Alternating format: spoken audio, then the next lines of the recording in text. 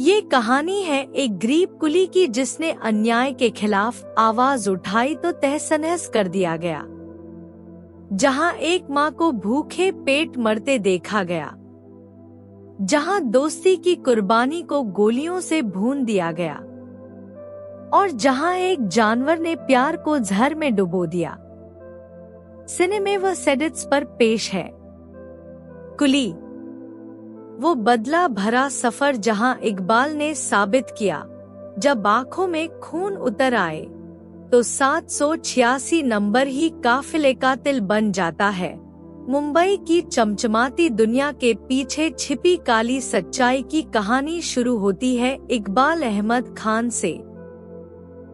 एक मध्यम वर्गीय मुस्लिम परिवार में जन्मा इकबाल अपनी विधवा मां अमीना के साथ गरीबी में जी रहा था। जब एक दिन अमीना बीमार पड़ी तो इकबाल उसे बचाने के लिए जमींदार जफर खान के पास कर्ज लेने गया, मगर जफर ने न सिर्फ कर्ज देने से इनकार किया बल्कि उसकी मां का अपमान करते हुए कहा, तुम जैसे गरीबों को मर जाना चाहिए।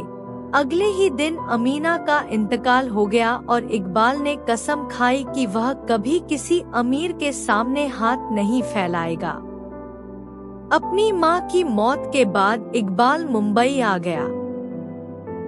यहाँ वह रेलवे स्टेशन पर कुली का काम करने लगा।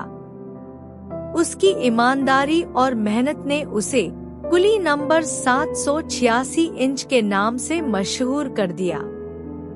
एक दिन उसकी मुलाकात डेविड से हुई, जो एक ईसाई युवक था। डेविड की बहन जेनी टीबी से पीड़ित थी। इकबाल ने अपनी कमाई का बड़ा हिस्सा जेनी के इलाज के लिए दिया। यहीं से दोनों में भाई जैसा रिश्ता बना और तीनों ने एक छोटा सा घर बसा लिया। मुंबई की भीड़ भरी गलियों में इकबाल की नजर एक खूबसूरत लड़की सलमा बानो पर पड़ी।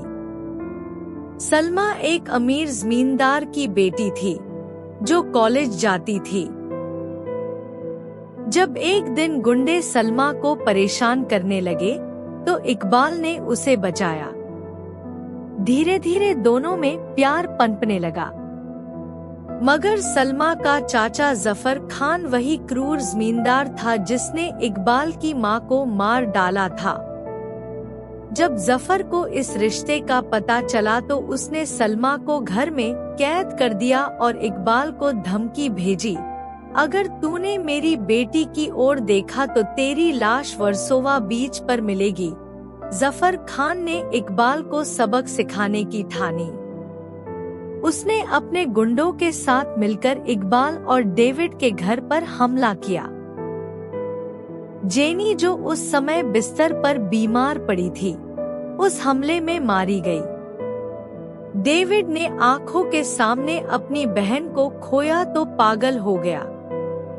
इकबाल ने जब जेनी का खून से सना शरीर देखा तो उसकी आंखों में बदले की आग धधक उठी। उसने जफर के महल जैसे घर की ओर मुड़ते हुए कसम खाई, अब तेरा खात्मा मैं खुद लिखूंगा। इधर सलमा ने जफर के अत्याचारों के खिलाफ विद्रोह कर दिया। उसने इकबाल को गुप्त रूप से खत लिखा कि वह उसे बचाने आए। जब इकबाल जफर के घर पहुंचा तो सलमा को बेहोश पड़ा पाया। जफर ने उसे जहर दे दिया था। इकबाल तुरंत सलमा को अस्पताल ले गया। डॉक्टरों ने बताया कि सलमा कोमा में है। यह सुनकर इकबाल का दिल टूट गया। उसने सलमा के बिस्तर के पास घुटने टेककर कसम खाई, जब तक तू आंखें नहीं खोलती मैं तेरे सिरहाने बैठा रहूंगा। इसी बीच जफर ने इकबाल को फंसाने की नई साजिश रची। उसने रेलवे स्टेशन पर बम रखवा दिया। जब बम विस्फोट हुआ तो सारा इल्जाम इकबाल पर मढ़ दिया गया। पुलिस ने इकबाल को गिरफ्तार कर लिया। अदालत में जफर ने झूठे गवाह पेश किए। इकबाल को आजीवन कारावास की सजा सुना दी गई। जेल में इकबाल ने अपनी माँ और जेनी की याद में रोते हुए कहा, खुदा मुझे एक मौका दे कि मैं इन बेगुनाहों का बदला ले सकूं। डेविड ने इकबाल की निर्दोषता साबित करने की ठानी। उसने जफर के ठिकाने पर छापा मारा और गुप्त दस्तावेज चुराए जिनमें बम विस्फोट की साजिश का सबूत था। मगर जाते समय जफर के गुंडों ने डेविड को घेर लिया। डेविड ने बहादुरी से लड़ाई लड़ी, मगर आखिरी सांस में उसने इकबाल का नाम लेते हुए दस्तावेज पुलिस को पहुंचाने का वादा किया। डेविड की शहादत ने इकबाल को हिलाकर रख दिया। जब पुलिस को दस्तावेज मिले तो इकबाल को जेल से रिहा कर दिया गया। उसने सीधे अस्पताल जाकर सलमा के कान में कहा, मैं आजाद हूँ, अब हम साथ रहेंगे। चमत्कार हुआ। सलमा ने आंखें खोल दी।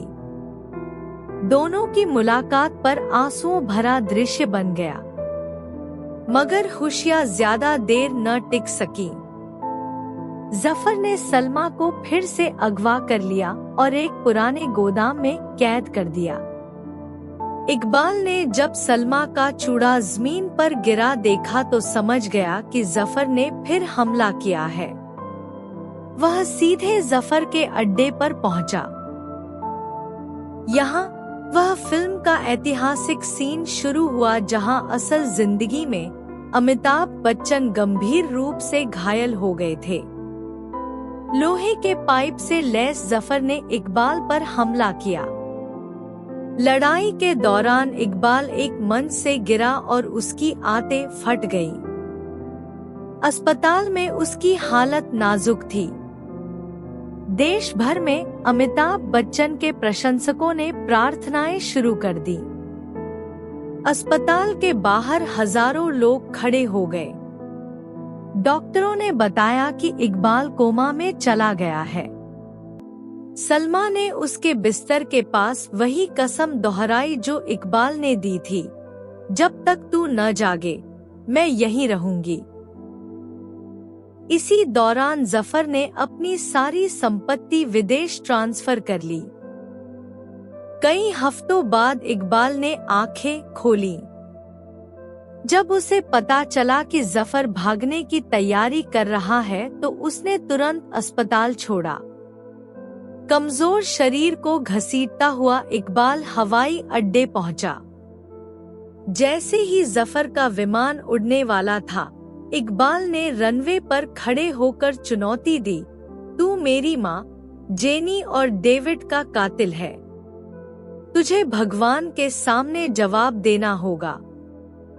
जफर ने पिस्तौल निकालकर इकबाल पर गोली चलाई, मगर इकबाल ने बचपन में सीखी कुश्ती के दावपेच से जफर को पटकनी दी।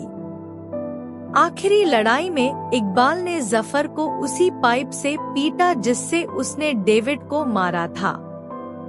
जफर के मरते ही पुलिस आ गई। इकबाल ने आसमान की ओर देखकर कहा, माँ, तेरा बदला ले लिया। इकबाल और सलमा ने जफर की सारी संपत्ति गरीबों में बांट दी। दोनों ने वही छोटा सा घर चुना जहां डेविड और जेनी रहते थे। इकबाल फिर से रेलवे स्टेशन पर कुली का काम करने लगा। अब उसकी पहचान कुली नंबर 786 इंच नहीं, बल्कि मसीहा थी जो मजलूमों की मदद के लिए हमेशा तैयार रहता था। एक दिन जब इकबाल सामान उठा रहा था, तभी एक बूढ़ी औरत ने उसका हाथ पकड़ा। वह इकबाल की माँ जैसी लग रही थी। इकबाल ने पूछा, आप कौन हैं? औरत ने जवाब दिया, मैं तेरी वो माँ हूँ जिसे तूने बचपन में खो दिया था। यह सुनकर इकबाल की आंखों में आंसू आ गए। उसने अपनी माँ को गले लगा लिया। फिल्म का अंत होता है इकबाल, सलमा, उसकी माँ और नवजात बच्चे के साथ। वे सब मिलकर डेविड जेनी की कब्र पर फूल चढ़ाते हैं। इकबाल आसमान की ओर देखकर कहता है, दोस्त, तेरा बलिदान व्यर्थ नहीं गया। आज हर गरीब का सर गर्व से ऊंचा है। यह कहकर वह अपने बच्चे को गोद में उठा लेता है और ट्रेन की पटरी के साथ चल पड़ता है, एक साधारण कुली जिसने असाधारण इतिहास रच दिया। दोस्तों, कुली की ये कहानी हमें सिखाती है कि गरीब चुप रहने के लिए नहीं पैदा होते। अगर आपको ये ऑडियो स्टोरी पसंद आई तो सिनेमे व सेडिट्स को सब्सक्राइब जरूर करें, क्योंकि यहाँ हर फिल्म की असली कहानी बिना कटौती सुनाई जाती है। याद रखिए, जुल्म के खिलाफ लड़ना कोई गुनाह नहीं, इंसानियत का फर्ज है। शुक्रिया।